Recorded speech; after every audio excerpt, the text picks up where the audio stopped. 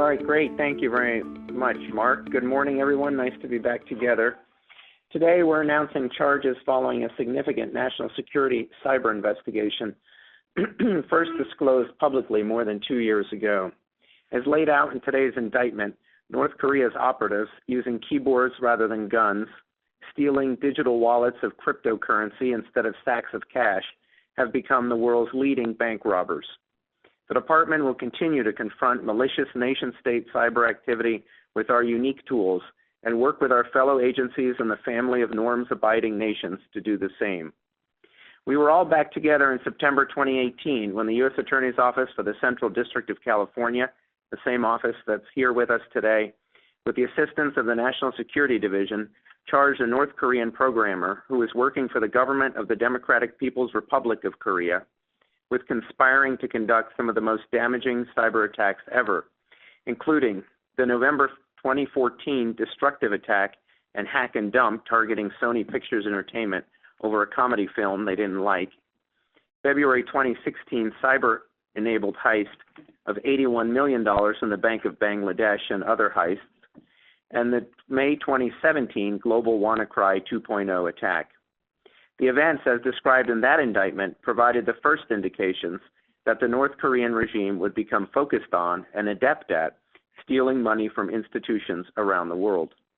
Today, the department unseals an indictment returned by a grand jury in the Central District, charging the same DPRK programmer, as well as two newly identified DPRK conspirators, with a campaign of cyber heists and extortion schemes targeting both traditional and cryptocurrencies. The indictment adds to the list of victims since 2018, including continued cyber-enabled heists from banks on 4 continents targeting over $1.2 billion. It also describes in stark detail how the DPRK cyber threat has followed the money and turned its revenue generation sights on the most cutting-edge aspects of international finance, including through the theft of cryptocurrency from exchanges and other financial institutions. In some cases, through the creation and deployment of cryptocurrency applications with hidden backdoors. The indictment refines the attribution of this crime spree to the DPRK Military Intelligence Services, specifically the Reconnaissance General Bureau, or RGB. Simply put, the regime has become a criminal syndicate with a flag, which harnesses its state resources to steal hundreds of millions of dollars. In a moment, you will hear more details about the charges and evidence in the case from the acting U.S. Attorney for the Central District, from the Bureau, and from the United States Secret Service. But I want to take a moment to highlight the significance of these charges for the Department, the United States, and the international community. As the description of victim entities in the indictment shows, the DPRK's malicious activities are a global problem, requiring global awareness, condemnation, and cooperative disruption. With this indictment and related disruptions, the United States continues to do its part. First, we continue to shine a light on the global campaign of criminality being waged by the DPRK. Nation-state indictments like this are an important step in identifying the problem, calling it out in a legally rigorous format, and building international consensus. Second, in addition to educating the U.S. public and international community about this activity, we're also targeting the networks through which the DPRK is cashing out its ill-gotten gains. As will be described in more detail by my colleagues, the department has obtained custody over a dual U.S.-Canadian national who organized the laundering of millions of dollars stolen by the DPRK hackers. He has admitted his role in these criminal schemes in a plea agreement, and he will be held accountable for his conduct. This prosecution demonstrates the commitment of the department to ensuring that those who conspire with the DPRK hackers will face justice. The department was also able to seize and expects to ultimately return almost $2 million stolen by the DPRK from a New York-based financial services company. This follows on similar seizure actions announced in March and August 2020, in which the U.S. Attorney's Office for the District of Columbia seized and froze approximately $8.5 million of cryptocurrency. These cryptocurrency seizures and prosecution of a high-level money launderer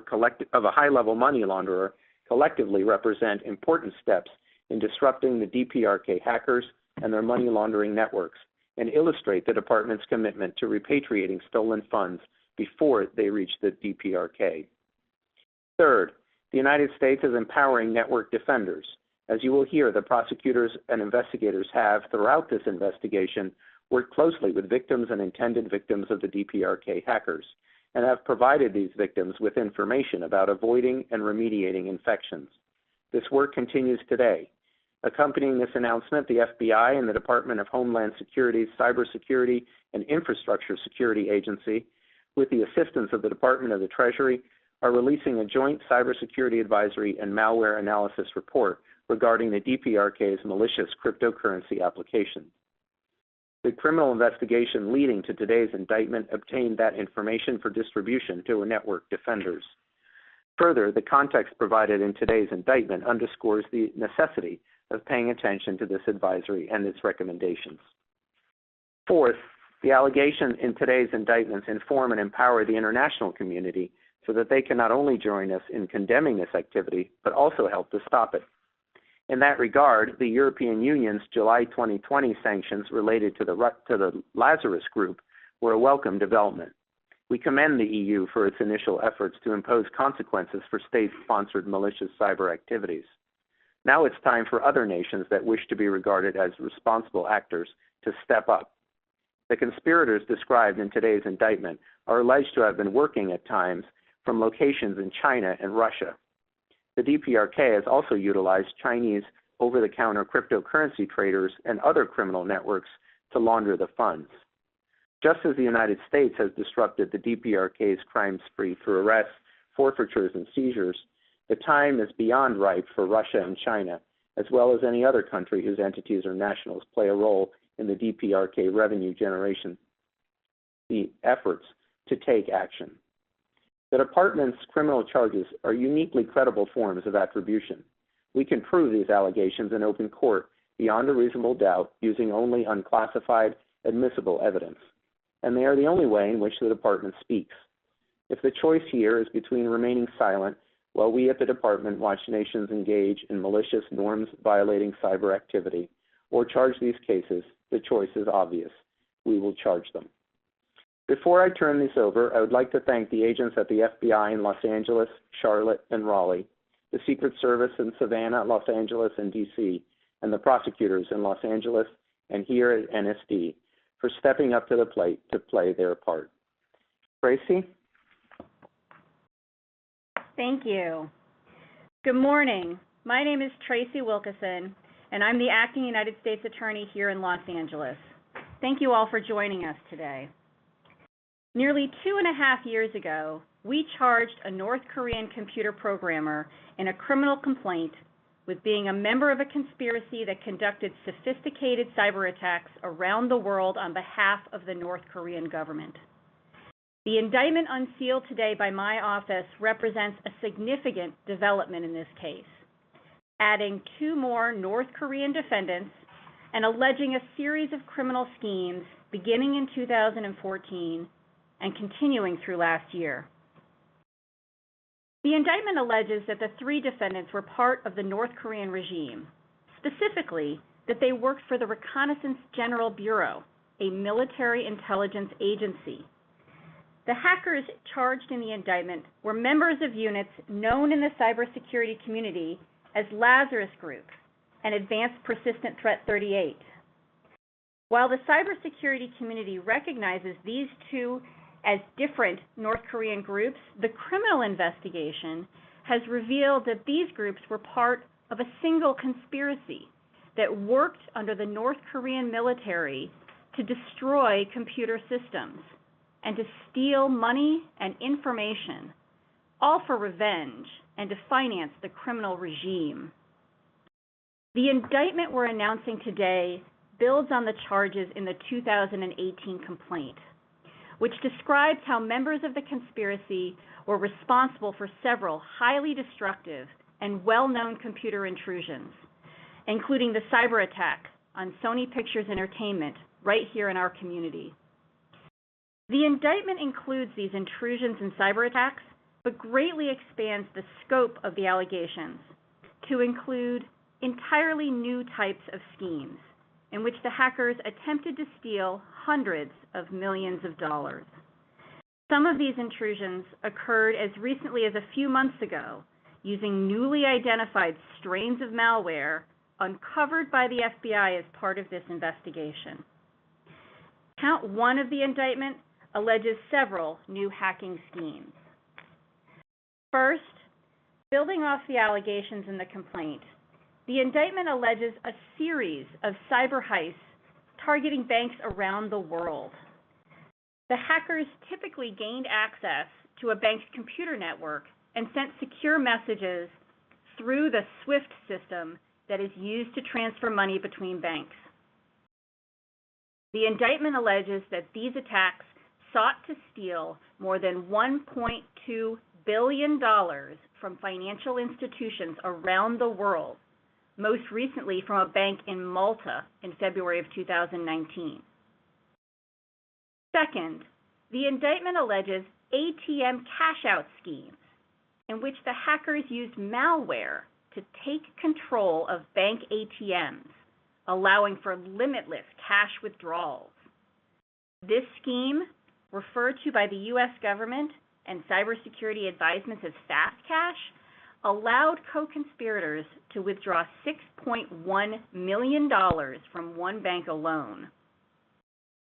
Third, the indictment states that the North Korean hackers engaged in cyber extortions in which they would gain access to computer systems and then steal data or deploy ransomware that would demand payment.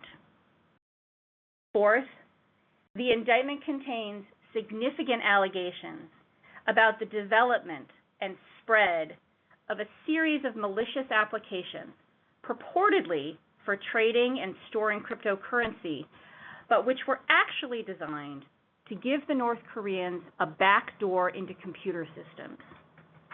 The indictment specifically identifies many of these malicious cryptocurrency applications, some of which were still being developed only a few months ago.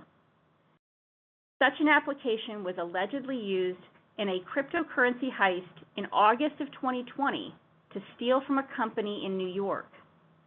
In total, the indictment alleges 3 cryptocurrency thefts totaling $112 million. Count 2 in the indictment discusses another scheme related to cryptocurrency. In 2017 and 18, the North Koreans developed a digital token called Marine Chain, which would trick investors into purchasing ownership interests in marine shipping vessels, such as cargo ships, not knowing that they would be providing cash to an outlaw regime. The Marine Chain token, supported by a blockchain, not only would have given the North Koreans controlling interest in shipping vessels, it would have allowed them to obtain funds from abroad and skirt U.S. sanctions that were placed on the regime. The scope of these crimes by the North Korean hackers is staggering. They are the crimes of a nation-state that has stopped at nothing to extract revenge and obtain money to prop up its regime. We chose to unseal the indictment today for several reasons, one of which was the related announcement of a criminal case against a money launderer, Galib Alamari, who is being prosecuted by my office and is in custody in the Southern District of Georgia. This high-level and trusted money launderer for the North Korean hackers has agreed to plead guilty to conspiring to launder funds from both cyber heists and ATM cash-outs. According to a plea agreement that was unsealed today, Alamari conspired to steal and then launder tens of millions of dollars for the North Koreans and other criminals. I also want to make very clear to the victims of these crimes that we stand with them. For years, agents and prosecutors here in Los Angeles have collaborated with private cybersecurity companies to analyze the methods of attacks and to arm potential victims with information that will help them to avoid future attacks. This morning, we are building upon that work through the issuance by the FBI and the Department of Homeland Security of a joint cybersecurity advisory and malware analysis reports on a family of cryptocurrency malware produced by the North Koreans. This analysis is designed to provide the cybersecurity community and the public with information about identifying this malware, avoiding intrusions, and remedying infections. In addition, we are continuing to do everything we can to make the victims whole. Last week, we obtained warrants to seize cryptocurrency worth nearly $2 million that was stolen by the North Korean hackers from a financial services firm in New York. Those funds will go back to the victim. This in-depth investigation involved a number of law enforcement entities, cooperation across agencies and countries, and tireless efforts by all involved. I want to compliment and thank the outstanding agents with the FBI and the Secret Service. I also want to acknowledge two prosecutors in my office who have worked for years on this investigation, Assistant United States Attorneys Anil Antony and Cal Shabaki of our Cyber and Intellectual Property Crimes section. Thank you very much.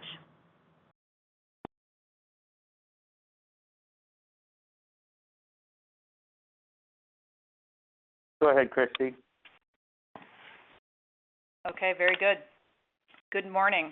My name is Christy Johnson. I'm the Assistant Director in charge of the FBI's Los Angeles Field Office. The threat posed to the people of the United States interests abroad, and worldwide targets by cyber criminals operating at the behest of North Korea is alarming. But we are facing this threat head-on with a variety of resources. A cadre of dedicated prosecutors and investigators, including special agents, analysts, computer scientists, have continued to build this case since 2014. This talented team has worked tirelessly on this investigation. This case makes clear the extent North Korean adversaries will go to harm our citizens, our businesses, and our foreign allies to generate money for the regime and attempt to weaken our society, our industries, and our economy. As my colleagues have pointed out, this wide range of intrusions and attacks are attributed to programmers working for the DPRK. Please know that when we assign attribution to a particular cyber aggressor, we do so with high confidence while relying on very solid evidence. The indictment outlines a broad range of cybercrimes attributed to these defendants, all three of which are North Korean citizens who were members of the Reconnaissance General Bureau, a military intelligence agency of the DPRK, which conducts criminal computer intrusions. Arrest warrants have been issued in the federal court in Los Angeles for three defendants: John Chang Hyuk, Kim Il, and Park Jin Hyuk. They are considered fugitives from justice. The wanted posters can be found at FBI.gov. They are believed to be located in North Korea. However, anyone within the United States with information about their specific whereabouts should contact their local FBI office. Anyone outside the United States should contact their nearest United States embassy.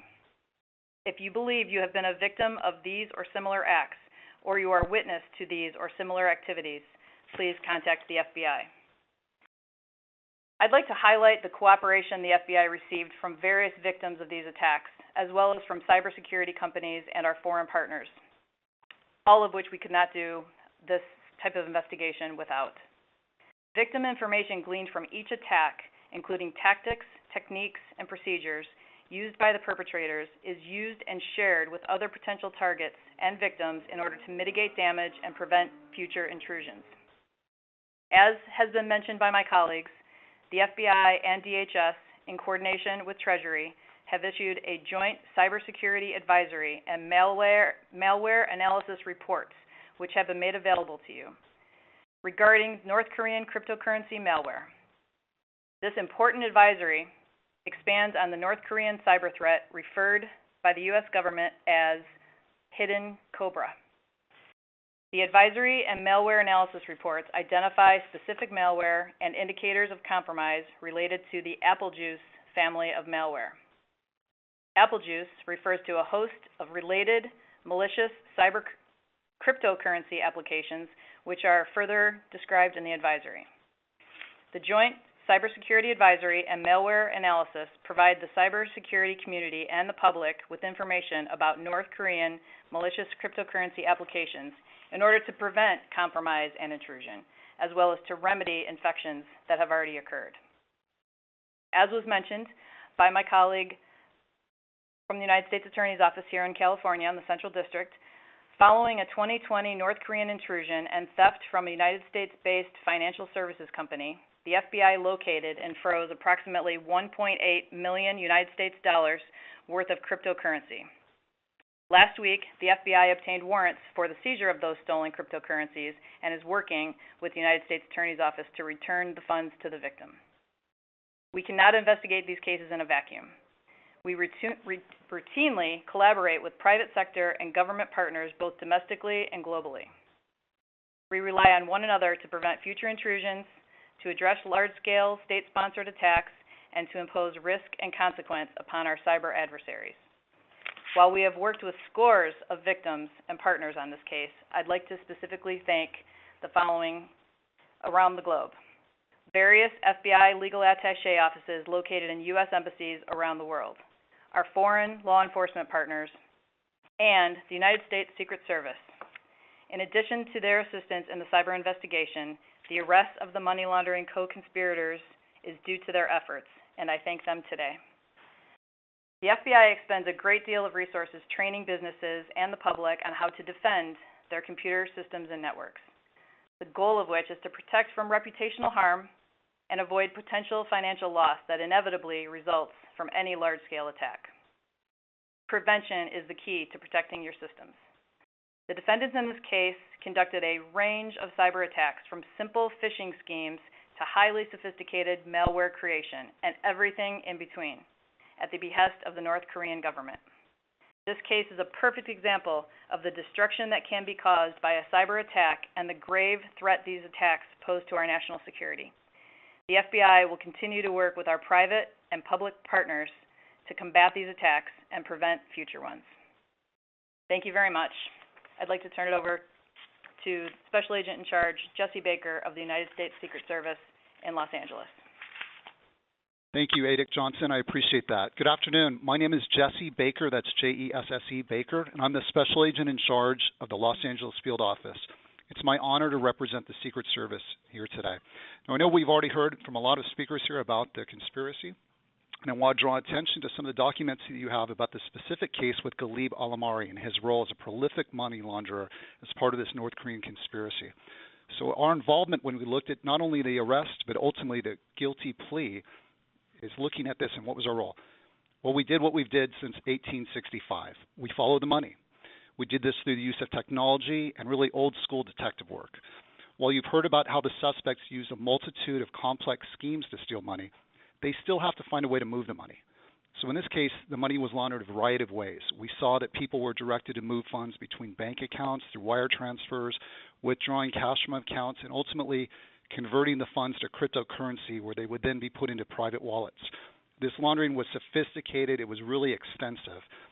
But these methods left an information trail. So we really had to collect the dots in order to connect the dots.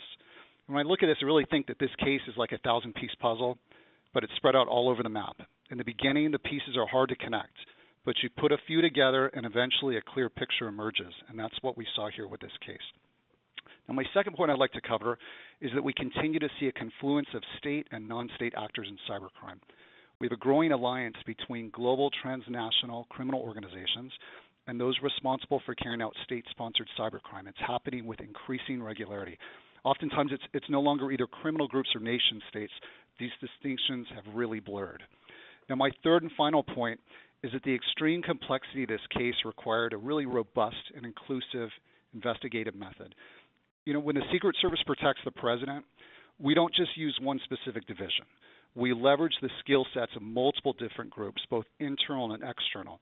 And we really modeled this case using those same methods, that same methodology, drawing on the expertise of a really variety of people throughout the agency. It took a lot to get here, and so I want to acknowledge that we looked at that through the efforts of the Secret Service office in Savannah, Georgia, our Global Investigations Operations Center, which we refer to as the GIOC, here in the Los Angeles field office, as well as efforts through Miami, New York, and Ottawa. And I also want to echo what you've heard on the call. You hear this a lot, but it cannot be more true, that the importance and strength of our federal partnerships and state and local partnerships is critical and key to the successful prosecutions like what you've seen today. So in closing, we are very proud of this case, and we are not slowing down. We are full speed ahead. The men and women of the Secret Service will continue our 156-year history of focusing on complex financial crimes for the benefit of the American public. Thanks for allowing me to speak to you today.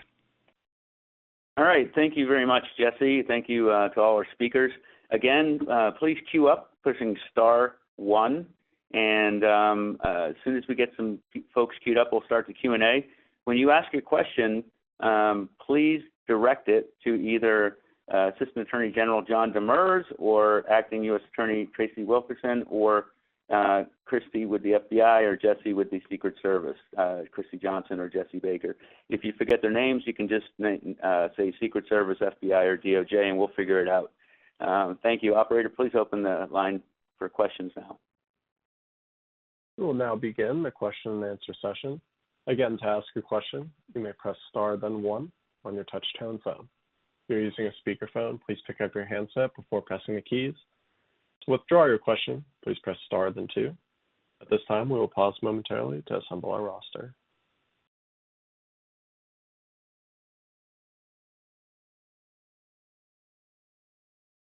Our first question comes from Del Wilbur with the LA Times. Please go ahead. Hey, thanks. This is for John. It's a two-part question.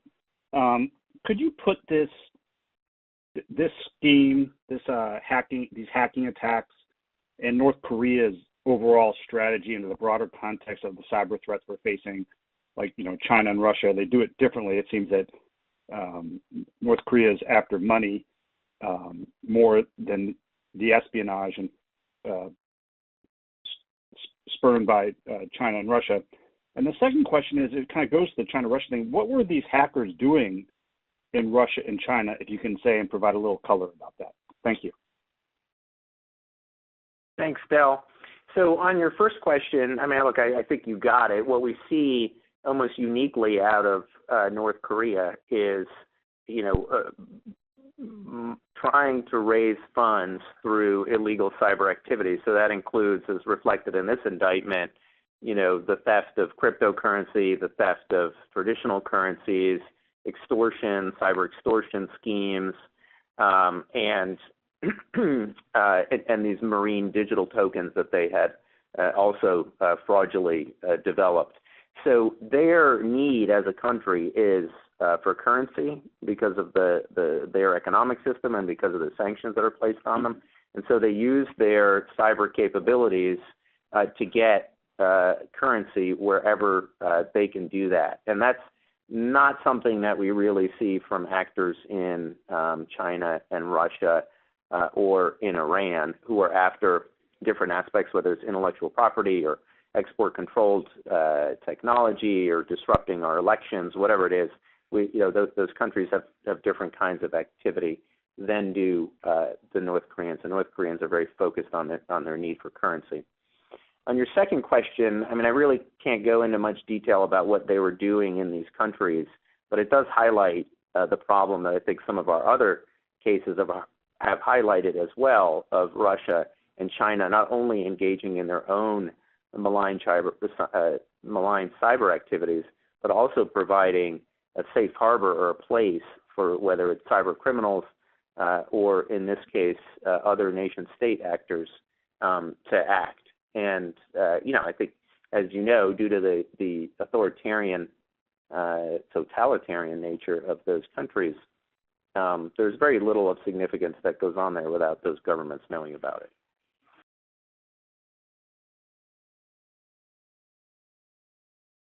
Our next question will come from Ellen Nakashima with the Washington Post. Please go ahead. Hi, thanks. This question is for anyone who feels qualified to answer. Just a couple of questions. How much did these hackers or defendants are they accused of actually stealing versus attempting to steal? And secondly, Are cryptocurrency exchanges regulated? Are they supposed to follow the know your customer rules the same way banks are? And if not, are they part of the problem?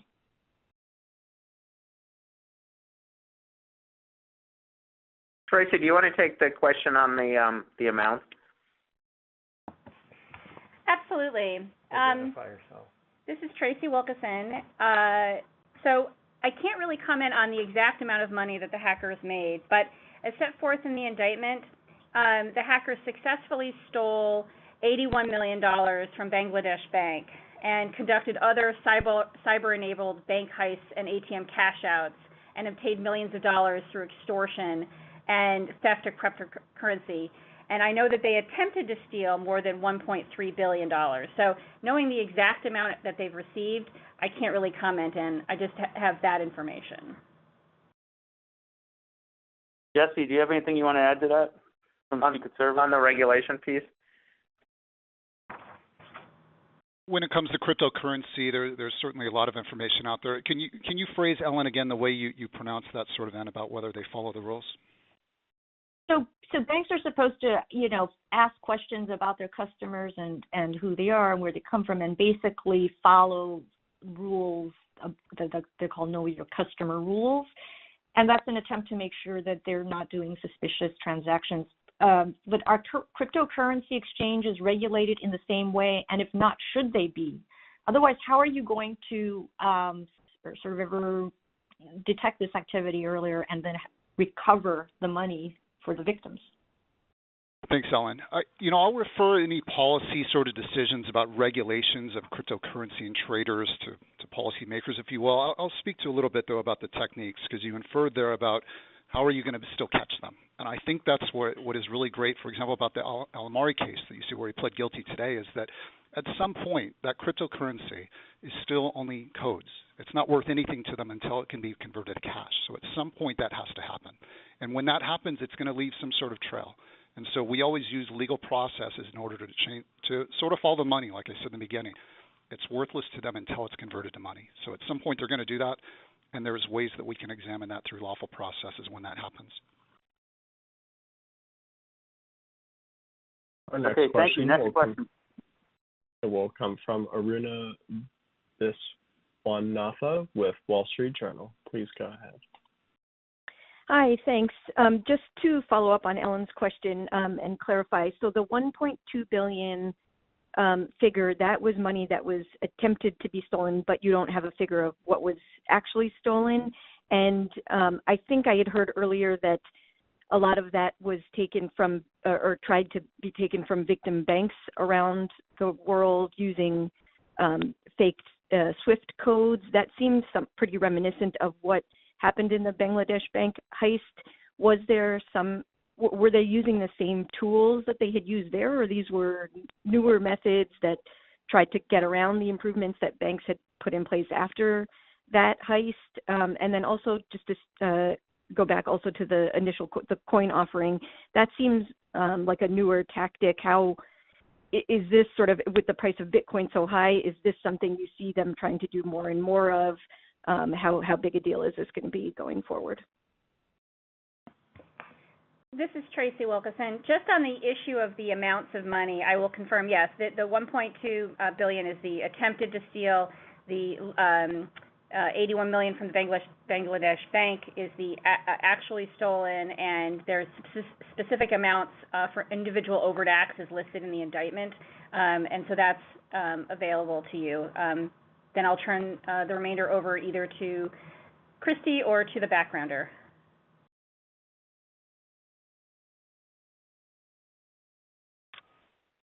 Thank you, Tracy. We'll go ahead and push that to the backgrounder for more detail.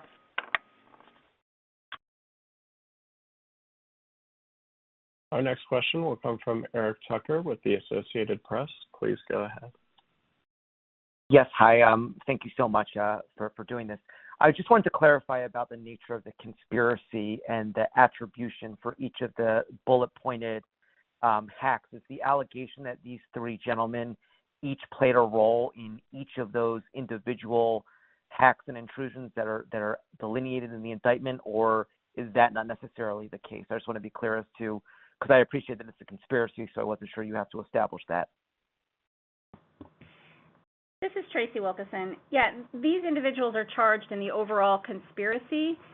Where there is specific attribution for specific acts, they are named in the overt acts in the indictment.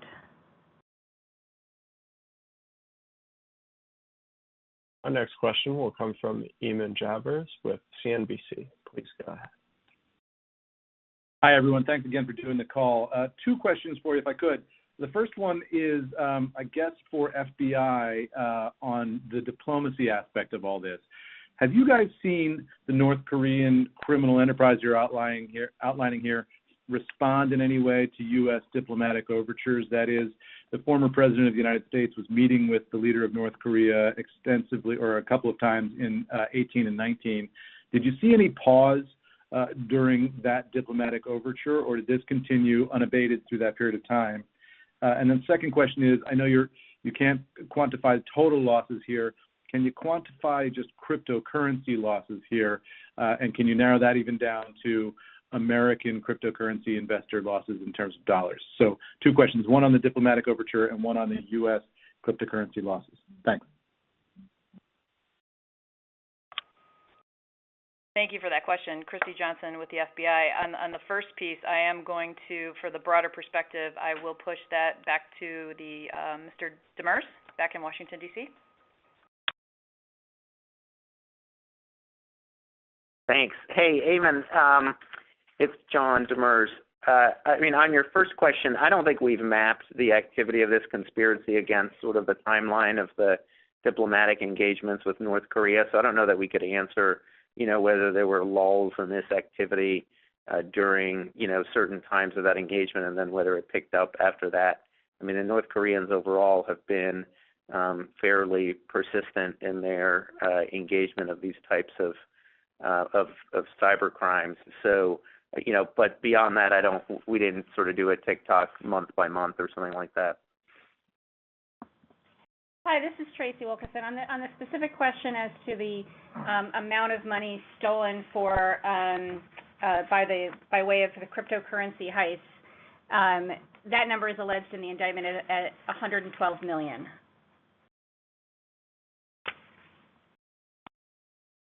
Our next question will come from Claire Hines.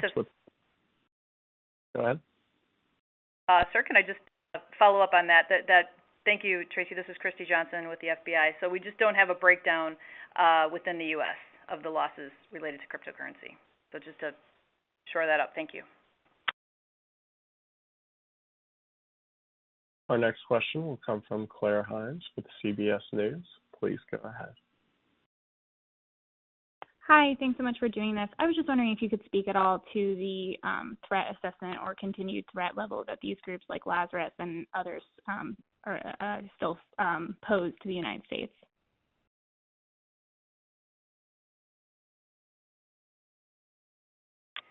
This is Christy Johnson with the FBI.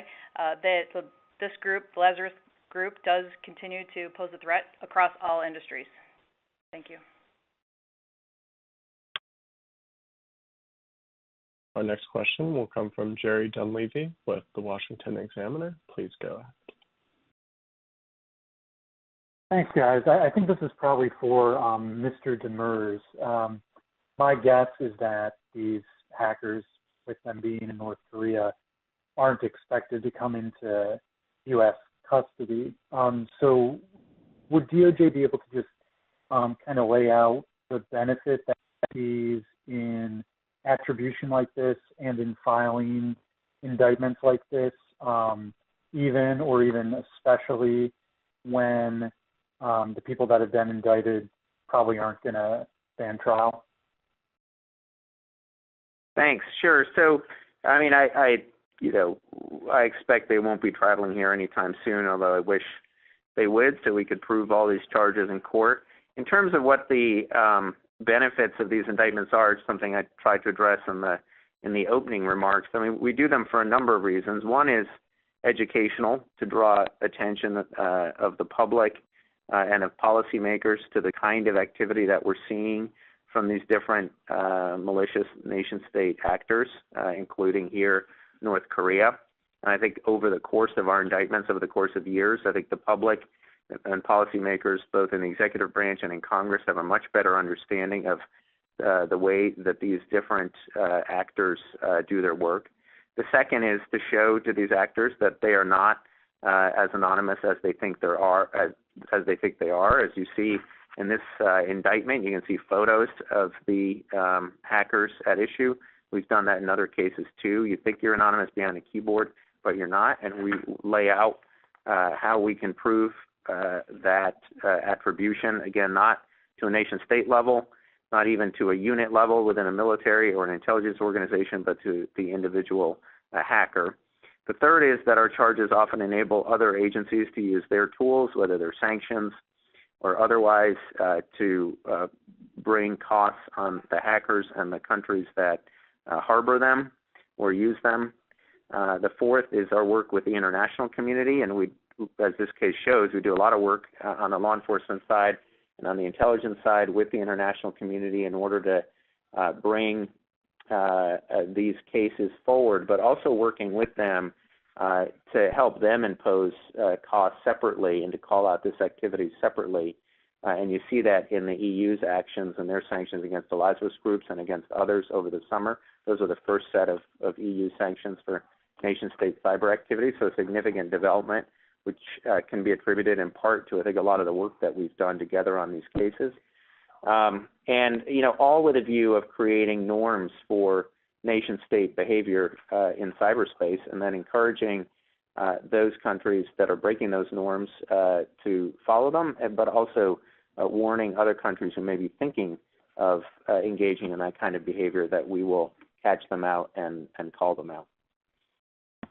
Thanks. We have time for one more question, and then we'll go into the backgrounder. So, Grant, could you please, whoever's next on the list, give them the last question? Sure. Our last question will come from David Shortell with CNN. Please go ahead. Hi, guys. Thanks for doing this. A couple questions. First, perhaps for Tracy, can you help break out for us the new allegations that we're seeing today regarding the Sony hack and the Bangladesh bank episode, beyond obviously the addition of two new co-conspirators? And then the second question, perhaps for John, is we've discussed today the novel and sophisticated tools that these military hackers are using. Can you expand on that a bit? What's the pace of new tools that they're cranking out over in North Korea, and how did their capabilities stack up against other bad or other good actors around the world? Hi, this is Tracy Wilkinson. So first, there's two counts in the indictment. The first count alleges a conspiracy with respect to hacking, and then the second is a conspiracy with respect to fraud. Okay, and in the first count, the new allegations. So you have the original allegations regarding the SWIFT system and the cyber heists targeting the banks. And then it adds in three additional schemes. One is the ATM cash out scheme, where they took control of the bank ATMs and were using that to cash out millions of dollars. Two is the cyber extortions, where they would gain access to the computer systems, steal data, and then extort money in exchange for the data. And then third is the cryptocurrency allegations, where they were designing systems that looked like they were supposed to trade and store cryptocurrency, but were actually giving a backdoor into the system so that they could then steal the cryptocurrency. And in addition, in count one, there were additional new bank heists that were added since the time of the complaint. And then count two is this marine chain cryptocurrency fraud conspiracy, where they were developing a digital token to trick people into investing, not knowing that they would be supporting the North Korean regime. Dave, there's another part to Dave's question. Hey, David, it's John Demers. As to your other questions, I mean, look, the North Koreans are among the most sophisticated nation-state cyber actors in the world. They may lack resources, but those that they have, they dedicate in large part to their cyber program, and they have very good hackers who work for them. And in terms of the pace of their tool development, I don't think I could answer that with any specificity. But they continue to engage in new tool development, and as this shows, cook up new schemes for raising money for the regime. So it's a very sophisticated actor. It's a dangerous actor, especially when it comes to financial institutions. And so it's one that we're going to continue to investigate and look at. Hi, David. Right. It's real quick. It's hey, John, Jesse I'd like Baker. to add Christy Johnson. Yep. Oh, sorry. Go ahead, Jesse. I'm sorry. Just real quick, David. It's Jesse Baker from Secret Service. I wanted to acknowledge what you talked about sort of the cutting edge, and we've seen that in so many different ways of people basically trying to separate you from your wallet. And what I don't want to miss is that we see this in currency. For example, they design new currency and people are already there trying to counterfeit it. No matter what sort of devices you put in, people will always push the envelope. And because we're so interconnected on these digital tools, they're leveraging that constantly. But remember, they still have to utilize people outside of the country. As we saw here with this Alamari case, there are still runners that are come to America. They're going to be taking money out of banks, and this is where we're going to look for them. And I think another final point that is critically important is the social engineering aspect of this. Remember, on business email compromise, how many times have we gotten emails about this or click on this link, and once you do, the whole system oftentimes can be compromised. And I can tell you, people at work hate me because any email that comes to me, I never click. I never click. And I think there's so much still out there in education with the public to be so careful and mindful on what we click on and what we do, because it is an incredibly key aspect. No matter how advanced they are, social engineering is still a critical component of this. All right, Christy, do you have something Christy to add to Johnson that? Here. Yep, thank you very much. Exactly the point I wanted to make, Jesse. Thank you. And the prevention piece is just critical. It really highlights the need for these malware analysis reports and the cybersecurity advisory that was issued today, just to continue to educate and inform the public and all of our partners around the globe. It is the click of the link sounds very basic and rudimentary, but if we can educate one more person to not do that and to make sure that they know exactly what they're responding to when they get unsolicited emails or job offers that entice them to click a link that ultimately can introduce malware to their system, that's our goal, is to continue the prevention efforts. So thank you for allowing me to make this comment.